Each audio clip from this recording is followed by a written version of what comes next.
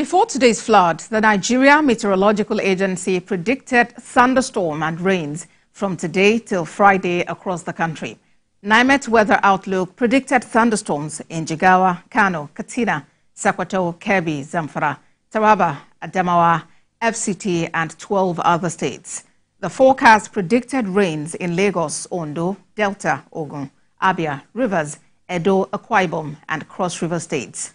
In 12 states, including Lagos, Edo, Enugu states, there will be rain and thunderstorm. NiMET wants the public to take adequate precaution as strong winds might precede the rains in areas where thunderstorms were likely to occur. Airline operators were also advised to get updated weather reports and forecasts from NiMET for effective planning in their operations. I have joining me now the Executive Director, Rainfall Development Initiative, Philip Jackpot. Thank you so much for joining us on TVC News at 7. Let's begin by getting your take on the call by the Senate that NiMET makes flood predictions available. We know that they released predictions on rainfall and thunderstorms already. Well, first of all, thank you for having me on your news. Well, I think it's strange that the Senate is making that comment because, like most of us know, NiMET and the Nigeria Meteorological Services Agency has actually given this notice. Two months ago, there was notice that we're going to have unusually heavy rains, which of course we blame on climate change. But beyond climate change, NiMET gave that warning so that states will prepare. And with what we are seeing, especially what has happened in Lagos today, where practically half of the state was grounded, people could not move from one part of the state to the other, we can see that states did not take the NiMET and Nigeria Meteorological Services Agency warning serious. So the Senate call for me is sounding very, very strange because that warning has been there even before now. All right. And, talking about that warning, about 3 months ago, the federal government, through the Federal Ministry of Water Resources and Sanitation, as well as the Nigeria Hydrological Services Agency, launched the 2024 Annual Flood Outlook. And then they alerted 31 states of the Federation were at high risk of flood this year.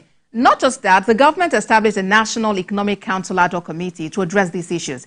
Is this like a case of role duplicity, or what exactly is happening? Well, I think this is the hadockery that we have been warning about for years. Every year, we have this warning from NiMET, and then the states do practically nothing. What we've seen today is a reflection of this near absence of action on the part of states. We would have expected, for instance, that with the kind of rain we had today, we started around 3 a.m., if the canals had been opened, if the drains had been cleared, if there was adequate sensitization, people would have been better prepared and the situation would have been more manageable.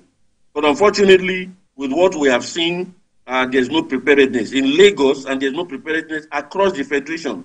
We're going to see more of these kind of things in the weeks ahead from other states of the Federation. And the implication is going to be very, very bad because now there's hunger in the land.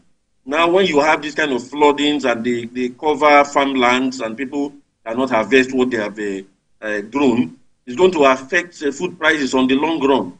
Right. People are being dislocated, and we heard things like people should evacuate.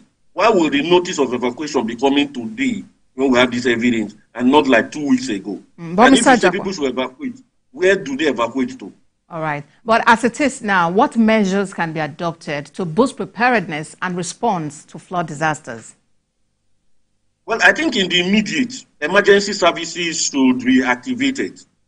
Preparedness, we should be talking about next year because already with these rains, whatever the government is doing is just mere, pittance because they are not going to touch the real substance. The drains should have been opened by now. The canals should have been opened before now. So these are things. And then when you say people should evacuate, we should have had shelters set up where people who live in the riverine areas can relocate to.